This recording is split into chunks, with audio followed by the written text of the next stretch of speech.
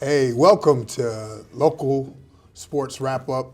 My name's Ken Brown. I got the pleasure of being here today on March 21st with Frank the Tank. Frank, how you doing today, buddy? I'm great. Great to be back once again. Yeah, it's first day of spring and looked like spring might have sprung a little bit. We got a little pretty weather out there. It's nice out there. I can't wait to get out there and play.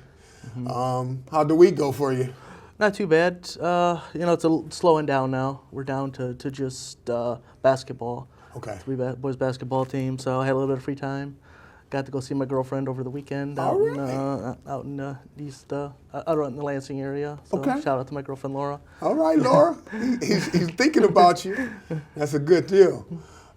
Today, this month for me is March Madness, and it's like the best, right? So all week I've been prepping to watch the tournament. Thursday, Friday, Saturday, you get to watch basketball for 12 hours at a time. So it's like the greatest thing that I've ever done, right? And Michigan State, go green. Definitely. Go white. No, yeah, Michigan State to the Sweet 16 probably for the 17th time in Izzo's time there, so it was good to see that. So I feel good about that. The other thing, kind of talking about basketball and the March Madness is Romulus High's old head coach was Nate Oates. And of course he went to Buffalo University after that, and now he's surfaced at the University of Alabama, their #1 seed, and they're running through the tournament. So you got a couple local ties there. And whether you love basketball or not, the one thing that's cool about March is like underdogs and I have to say Princeton's it, right? 15 seed, won 2 games over the weekend. So, man, March Madness is ramping up in the college area. We're getting ready this week for the Sweet 16. But in high school basketball, we're actually, where are we at, the 8? Yep, we're at the quarterfinals right now. So we're in the quarterfinals. The Elite 8 of high school. The Elite 8 of high school. So we got some big games tonight, but we had some great games this past week. What did we see on the hardwood? In Division II, we had Romulus Summit Academy. They took on Redford Union in regional final. They rolled in that game. It was 66-30. Okay. It was they've won every postseason game so far by at least 30 points. that Summit team. We talked about them before. They're just on fire. That kid that they have, the All-Stater, is James Wright, right? Yeah. How'd Jimmy Wright do this week? He had 18 points and 11 rebounds, I believe, in that game. And I'm sure that was in a short amount of time just based on the score. I'm sure they didn't want Jimmy Wright to get hurt in that blowout effort over Redford Union. Like Frank said, it was 66-30 over Redford Union. He had 18 and 11. Their win by 36 points, so I'm not sure Mr. Wright even played in the second half. Redford Union was a good team, too. They were up there in the Western Wayne all year. So, I mean, to be beating good teams like that by those kind of numbers, you're definitely looking at an elite program there that could do some big things. That is doing big things, but could. Who do we see Summit play next? They will play tonight, and they are going to be playing against Chelsea. Oh, Chelsea.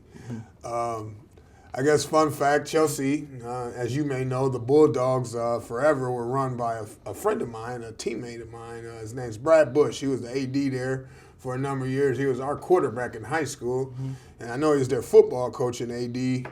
He since went on to the Michigan High School to do some work with MHSA. So Chelsea has a long history of doing pretty good too. Yeah, Brad Bush is a good guy. I got a chance to meet him when they were down here in Allen Park. Okay, yeah, they used to play Allen Park in the playoffs pretty consistent, huh? Yeah, it was usually Chelsea on top, unfortunately. But Brad Bush did great things with that program. Yeah. So they play tonight, and they're going up against James Wright's team, who's won every game by 20 points or so, right? So Chelsea's, I don't know where that game's at, but I'm sure they're the underdog in that. That's going to be down in Milan. I think Chelsea will be the underdog because Summit's been ranked #1 just about all year. But I could see that game going down to the wire. That Chelsea program in all sports, they're just always tough. You know, a lot of times they don't necessarily blow people out either. You know, even those games where you've got you know, a lesser opponent, they don't necessarily blow them out by 40, 50 points in the different sports. It's just the way it seems to run over there. But they're very good. You know, it seems like Chelsea's always showing up, you know, in these quarterfinal, semifinal games. You know, they played River Rouge, I think, 3 years in a row in football. Yeah, So I think right. a couple of times in basketball in this round. So Chelsea's always there. And I guess just by proximity, Chelsea's going to be a lot closer to Milan, so they may have the home court as far as the crowd, people showing up for the game. It is a beautiful day, so I'm sure people could travel from the Romulus area, but Milan's around the corner from Chelsea, so that they should have the home court advantage or feel. And I agree with you. What I've seen through Chelsea in all sports is the fundamentally sound. Right. They generally play as a team, not necessarily having a superstar. All those kids are probably averaging 9, 10 points a game, and they're going to be passing it around. And they're going to see what Mr. Wright can do. Hopefully, there'll be a good game. You know, I think it will. A competitive game. I think that's what we're both looking for. What about E-Course? E-Course played Plymouth Christian in a regional final last Wednesday. They got a battle, but they ended up winning that game by 11 points. It was 69-58. Okay. And they were down, I believe, for a while in that game. Or I know it was close for a good stretch. Yeah. But E-Course so far this postseason has had a knack for just down the stretch, just pulling away. You know, they're so powerful. You know, they've got, you know, those two top scorers in Malik Olafoy and Kenneth Marask. Yeah. That it's just, I think that just wears teams down. And I think you're right. Like in this time of year, as we see in any March tournament, whether it's college or high school, one of the most important things is point guard play, or having someone that can create their own shots. Right. And I think that's what Mraz and Olafoy do for them. Matter of fact, Malik had 32 points against Plymouth Christian. So he's just padding that stat total to that 2,000. Yeah. And then Mraz had 1,000.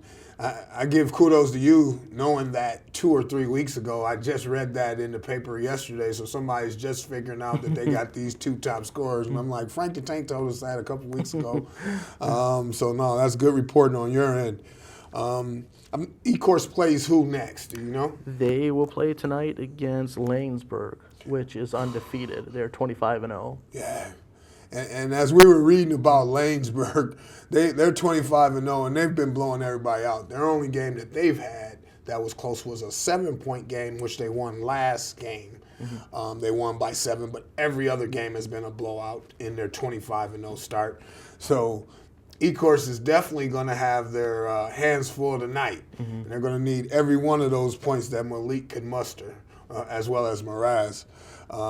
What is it that you think that will put E-Course over the top? What is it that you can see them doing that can potentially get them over the top in this game? On top of just the raw talent, this is their second year now back at this level, deep in the playoffs. Sure. I think that experience could really take them over the top. Because I've seen before where you get just a really, really good team, they reach this level and just the nerves get to the kids a little bit. Sure. They start taking bad shots, and those shots aren't falling, and things crumble. Especially in basketball, things can crumble very quickly. Yeah. And I think E-Course can avoid that. I think E-Course has the wherewithal on the court, the leadership to avoid something like that happening. No, I think you hit it right on the head, where the experience that they have from being in the high school playoffs, it'll take some of those jitters away in the early moments. And hopefully that's the leverage that they need to get over Lanesburg. But Lanesburg won't be a slouch at all, 25-0. We definitely can't wait to see that one. That game, actually, if people wanted to go see that tonight, I'm going to tell you where. I think it's at West Bloomfield. That's at Ypsilanti Lincoln. Oh, it's at Ypsi Lincoln. Yeah, so if you want 7 o'clock tonight, Ypsi Lincoln, come out and cheer E-Course on. That's a short drive. They have a beautiful Gabriel's Hoagies in Ypsilanti that I know that you'd love. You know what I mean? Cheesesteak hoagie, go to the game, enjoy it. I gotta try that place. I've been hearing about it for years. Yeah, One of these days, I gotta get over there. It's all you want. Extra mushrooms and extra meat for me. Oh, that sounds But amazing. no, you're making me hungry too, Frank.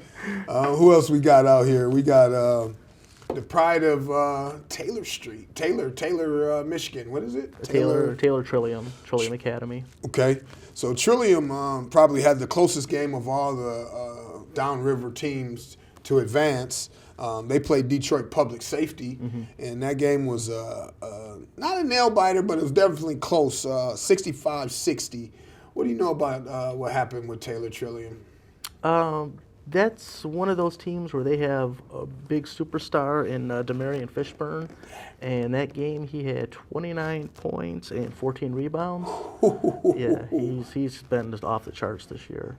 Wow, 29 and 14. I'd love to have him on my FanDuel team. I'm telling you, that's the type of stats you need when you're in the postseason. Especially deep into the postseason like we are now. And then his younger brother, Camarion Fishburne, had 17 points and 8 rebounds. Okay. In that game.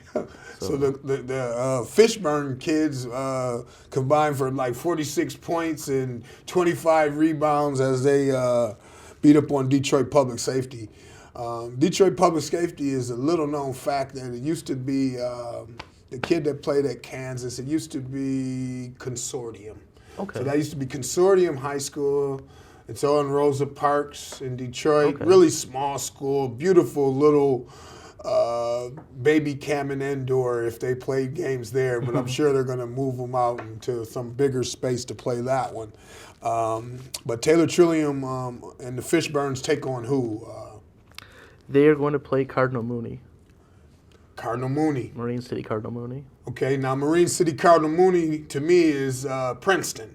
You know how Princeton had to play the big shot Arizona, or then they beat another big shot? Because Cardinal Mooney came into this thing, I think, almost 500 or a little above 500, because their record now is something. They're 15-11 right now. They're 15-11. They so, came in at 500, yeah. Yeah, so they're hitting the right pace at the right time. And then to your point, they did have a very tough conference record. I mean, they play in the Catholic League, so they're playing a lot of cats. Those Catholic League teams come in battle tested. Even in that lower Catholic League division, you're dealing with Everest.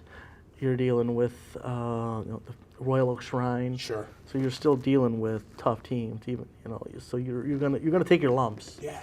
In the upper or lower division, either way you go in the Catholic League. But I think obviously that's going to pay dividends this time of year. So I would not go in there and expect a cakewalk tonight for Trillium. Now, Trillium better keep their head on the swivel. I think that you're right, though, about Cardinal Mooney, because even if you look at, and we're calling it the Elite Eight for high school, there was at least Detroit Loyola, Warren D. LaSalle, Orchard Lake St. Mary's, and then you got the team we just talked about that's playing Cardinal Mooney. So between those teams, you're right. There's a lot of conflicts and battles and battle tested. Now they're all in the Elite Eight trying to get to that next level. Another team that I like to talk about, even though they're not necessarily local, is Muskegon. Muskegon, the Big Reds always seem to be just reloading, never rebuilding, always reloading. And I know they'll have a good game against East Lansing tonight. And we talked about going to Ypsi Lincoln to watch E-Course tonight. The other thing is, if you got a couple hours on your hand, I would try to make my way on 6 Mile in, 6 Mile in Livernois to Callahan Hall, because they have 2 good games tonight. Yeah, it's going to be some great basketball there tonight. There'll be some great basketball game tonight. They got Orchard Lake St. Mary's and Warren D. LaSalle playing. Orchard Lake St. Mary's is similar to Cardinal Mooney. We talked about they're only 14-10, but they've been hot lately. Matter of fact, they actually beat Brother Rice, which was #1 at the time, and then they even beat the U of D Jesuit. So now they're propelled into that game against Warren D. LaSalle. And then the other game there is Ann Arbor Huron versus Detroit Cass Tech. That game starts at 5:30. Cass Tech's 25-1. Huron's 23-2. Both of those teams are coming in on pretty hot streaks. So we'll see what goes on tonight. So, like I said, if you got an opportunity, I will go out to Callahan today, 5:30. You can get a great game and then catch another game at 7. If you only have the time to get off work and get to one game, I will go to Ypsi Lincoln to check out the E-Course team and root them on. Right? You're talking about Cass Tech. I got a chance to see them a couple times last week at Fortson in the regionals. Man, They put up 84, 87. Yeah, they're going up and down. Is that what are they doing? Yeah, How are they doing? they're so fast. They're so smart. I mean, it's just every aspect of the game. I believe both games they had like 11, 12 guys got into the scorelook. Okay. Which is very rare, at least for the games I see. No, yeah, that's have depth, that many, right? Yeah, to have a team that deep, to have guys coming off the bench, putting up big numbers, put at least good numbers anyway. Did it appear that they were like a pressing team? Were they pressing the ball in bounds or what? They did for a while. Then they would back off some. Okay, let the dogs off. But they were just too much for the teams that they played for. When Woodhaven, they played Woodhaven, which is a good team, and then Dearborn, which was also a good team, but they were a whole other level. Yeah, I seen both of those results were 20 plus, right?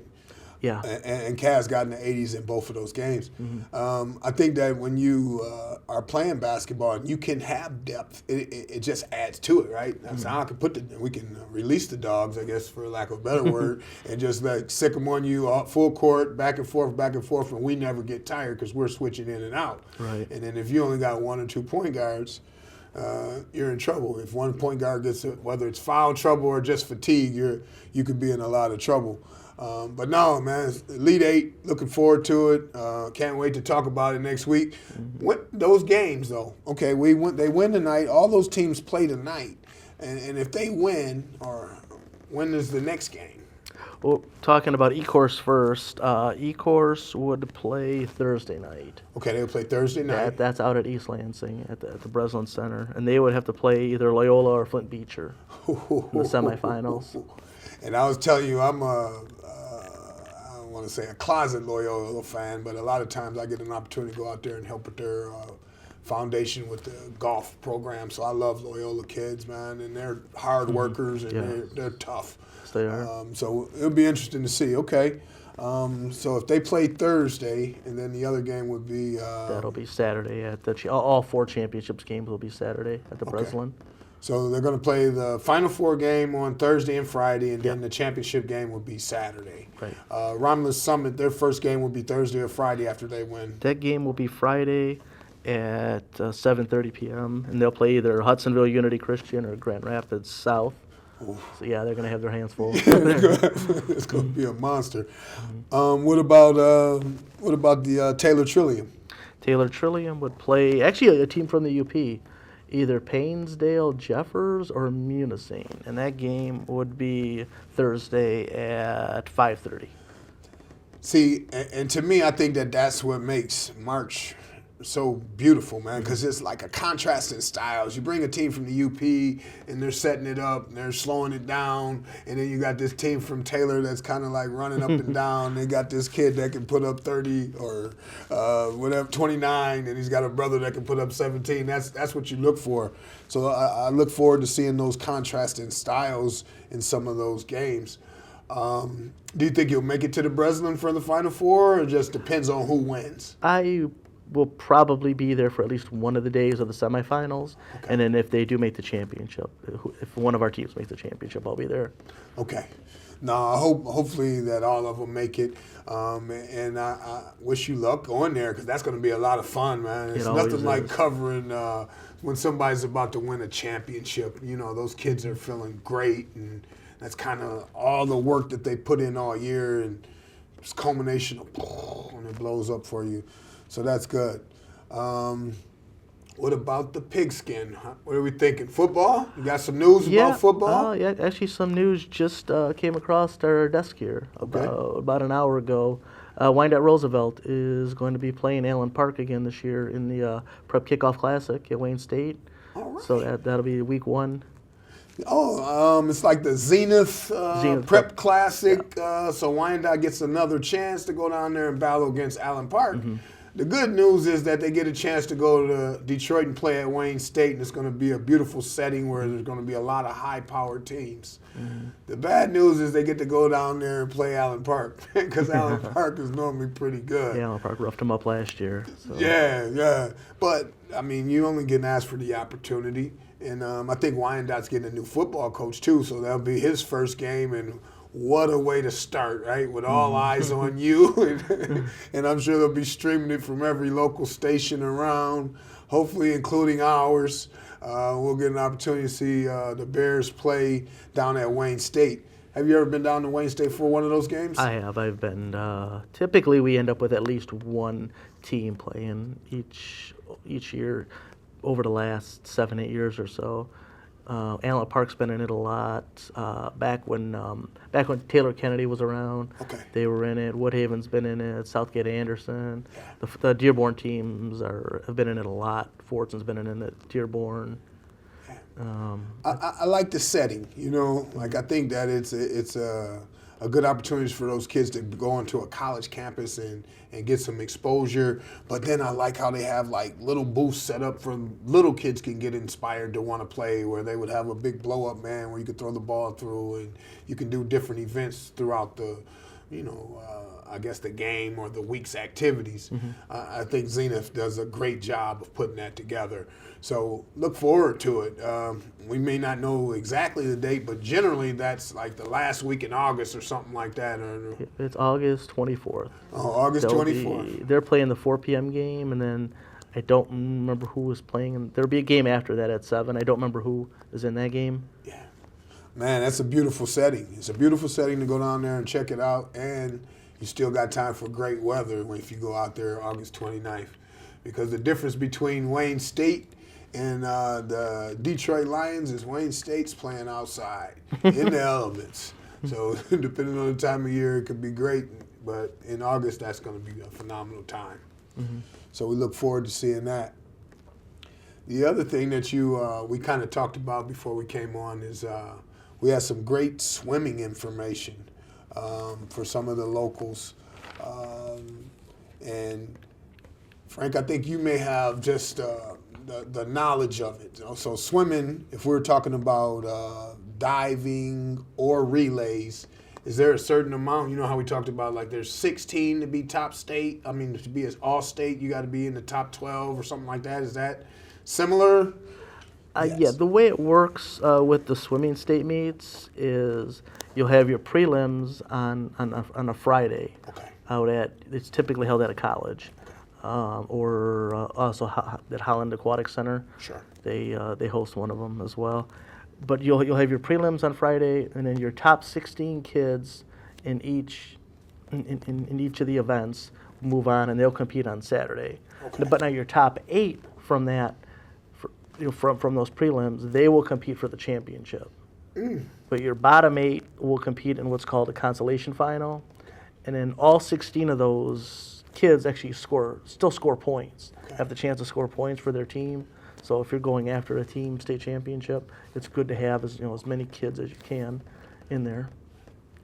To get qualified for those heats, though, for that original Thursday day, is it a straight up time? Like I just got to beat under 2:15 or whatever it is? Yeah, the state has a listing of times for each event, for each division. Sure. I don't remember any of them off the top of my head. That's fair. But like say the 200 IM, you have to hit a certain time. And if you hit that time during the year, then you automatically qualify for the state. And that's state meet. No, I think that's kind of exactly where I was going with it. Well, the boys here had a good showing. And when I say the boys here, I'm talking about the Wyandotte Bears boys. They placed 20th in the 200 medley relay. And then in 200 free relay, they placed 14. And some of those kids on that team were Caden Swava, Riley Green, Chris Gervaisi, and Emerson McCool. Emerson's probably the stud of the group because I see he also placed in the 200 IM, similar to what you said, and 18th in that, and then in the 100th breaststroke, 100-meter breaststroke, he placed 14th. So shout out to Emerson. And then also with swimming comes diving, right? Mm-hmm. And diving, it was Eli Shemerko. He finished 28th. Mm-hmm. So no, those are all great showings for the boys swim. What about you? You much of a swimmer? I have not done much swimming in the last few years. When I was younger, I did, but I haven't done much in the last few years, unfortunately. And place story in where I swim like a rock. Only in a swimming pool can I swim, but it's a long story. We won't get into that. But it's a long story. Hey, you know what else that I wanted to mention, just a quick hitter, is that Wyandottes cheer team, right?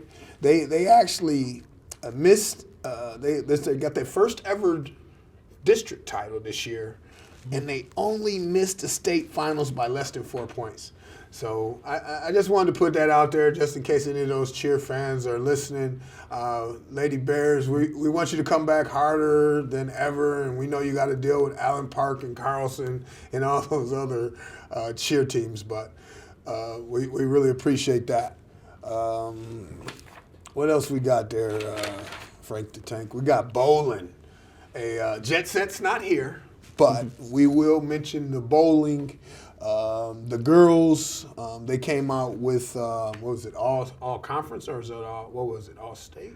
The boys? No, it was bowling's all, was it all? This is all league. All league. All Downriver League. All Downriver League. How'd the boys do? Do you know who came in? The boys, we had 3, there were. And I know off the top, is Tommy Bain is one of them, right? Mm-hmm. This guy's always in there throwing the ball really hard. So he was all league. Michael Massengill, he was also all league. And then Dominic Bozinski, thanks for that help. He was all league. And then we had Jack Murray, who was honorable mention all league. For Coach Marty's team, the girls, Angelina Rodriguez, all league. 4-time state qualifier, the only one downriver this year. Brooklyn Forster was also all league. And then honorable mention was May Lynn Ellis. So congratulations to the Lady Bears bowling and the boys bowling teams for those after the season awards, and we appreciate that. You know, please look us up, Local Sports Wrap Up. Email us your information. Tell us about your kid. Tell us about something great. Frank the Tank, please pick up News Herald and check his workout or subscribe. He does a great job. Frank, as always, it's been my pleasure to be with you today. And hopefully we can go out and do something fun today. It's 53 degrees. It's great to be here. It'll be nice to get out on that too. So. Can't wait. So thanks a lot and have a great day. Take care.